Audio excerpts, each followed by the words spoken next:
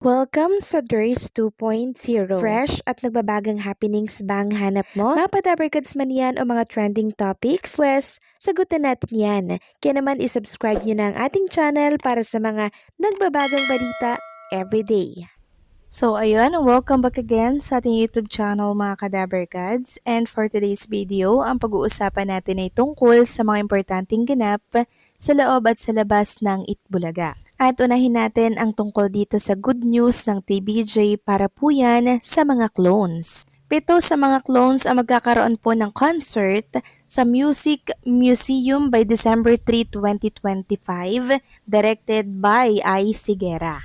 At inanunsyo na po yan ng TBJ kahapon. Sino-sino? Roel Carino, Jerome Ibardome, Daryl Shane, Jandani, Lucky Robles, Arman Mandapat, Dominador Abiola Jr., and Junrail Kiambao. Marami po ang naghahanap kay Jane Jordan and syempre kay Stephen JC. So, ito po yung kasagutan ni Jane Jordan kung bakit hindi na po siya nakikita sa Itbulaga. Sabi niya po dito, to answer the question about why I am no longer appearing on Itbulaga, I did not sign the contract and I wasn't given any schedule despite being the grand winner.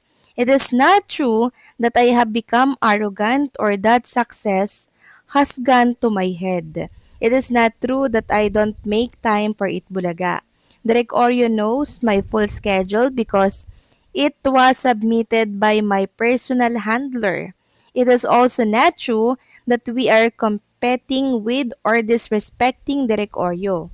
In fact, I am deeply thankful to him for giving me the chance to be part of the clones to perform in Itbulaga and to meet my idol Dabarkads. It is not true that I have joined another network. The pictures and videos circulating online of me performing on GMA Unang Hirit were from last year. I am not connected to any other show or channel. All I want is to clear our name before we step into the new opportunity that is often for us. So hindi po pala siya pumirma ng kontrata marahil ang tinutukoy niya dito ay sa Itbulaga. So ang tanong, bakit hindi siya pumirma ng kontrata? Kaya pala hindi po siya binibigyan ng schedule mga Kadabarkads. Kaya pala hindi natin siya nakikita sa Itbulaga.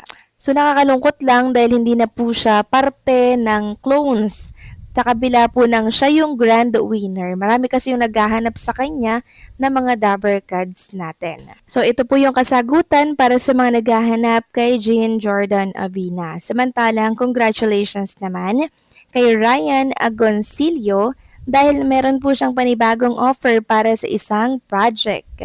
Ito yung may pamagat na The Good Doctor. At pumirma na po siya ng kontrata kahapon. Samantalang usapang Anjo Eliana naman tayo mga Kadabarkads. Dahil maging ang mga sex bomb dancer ay apektado na rin po sa issue ni Anjo Eliana at Jose Manalo. Ito po ay nag-ugat nung time na pinalitan po ng Jose Manalo yung dapat na lyrics ay Anjo Eliana. Sabi kasi dito sa isang write-ups, nangihinayang daw po ang entertainment media na imbitado sa press con ng Sex Bomb Girls para sa reunion concert nila na Get Get Out, the Sex Bomb Concert. Nagaganapin on December 4 sa Araneta Coliseum. Dapat ay sa Monday na ang press con at nakaka-excite ngang makachikahan sina Rochelle Pangilinan, Jopay at iba pang miyembro ng Sex Bomb Girls. Pero nag-announce nga ang mga producer na sina Susan Lim at Nancy Yang na hindi na matutuloy daw ang press con. Hindi rin kasi nagkatugma-tugma ang schedule ng ibang kasali sa press con kaya kansilado na yon. Sabi dito, natawa naman kami sa pang-uusisa sa amin ng isang kasamahan sa trabaho. Sabi kasi nito, baka naman umiiwas lang ang Sex Bomb Girls na matanong sa issue kina Anjo Eliana at Jose Manalo. So maging ang mga sex bomb dancer, mga Kadabarkads, yung project nila, naapektuhan na din gawa po ng ingay nitong si Anjo Eliana. Samantalang may bagong patutsada na naman po si Anjo Eliana na pinost sa kanyang account. Ganito yung kanyang sinabi, normal lang sa tao ang magkautang. Ang di normal ang magnakaw at mang-ar at pumatay. Kanino ka, Christy Permin? So patutsada kay Nanay Christy, ang tanong lang, sino po yung tinutukoy niya dito na mang-ar at pumatay. Grabe, ang bibigat po talaga ng mga inilalabas na salita ni Anjo Iliana. At meron nga tayong nabasa na itong si Anjo di umano ay patakas na. Sabi nga dito, nako, ano kayang plano ni Anjo matapos niyang maglabas ng kung ano-anong kontrobersyal. May isang video kasi akong napanood sa naging live niya sa TikTok. Mukhang paalis na siya papuntang ibang bansa. Parang patakas na, baka magtatago kasi alam niyang makakasuhan siya at anumang oras ay pwede siyang madakip ng pulis. Kasi lahat ng mga matataas na tao, binabangga na niya, hindi lang mga dabbercads, pati ang pangulo at mga senador. Alam kasi niyang lahat ng pinasabog niya may kabayaran, may hangganan din talaga ang lahat. Sana maharang ito at hindi siya makaalis. Ang bali-balita kasi, parang nagkaso na daw si Tito Soto gawa nung kasama niyang lawyer nung nakaraan. Yari yang si Anjo pati private investigator nila lang lag na siya, ang dami pala niyang suki sa Pegasus. Pag yang si Anjo nadakip, sabi niya, mas marami niyang ibubuking at sisiguraduhin daw niya na walang matitirang may asawa sa EV. Dinaig pa niya ang private investigator sa dami niyang alam.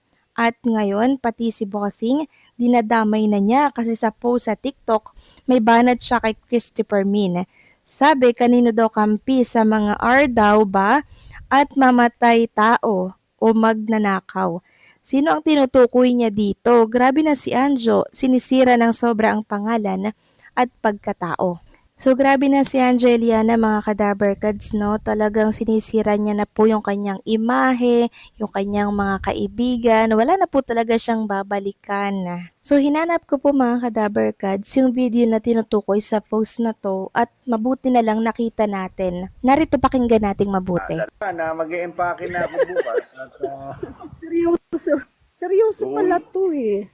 uwi na ako dyan sa'yo at pwede bang lalagyan ko lang ng baygon itong pati mga bashers ko, nagsiselos eh. So inamin dyan ni Angeliana na mag-iimpake na daw po siya mga kadaberkads. So saan kaya ang punta na bansa nito, ano?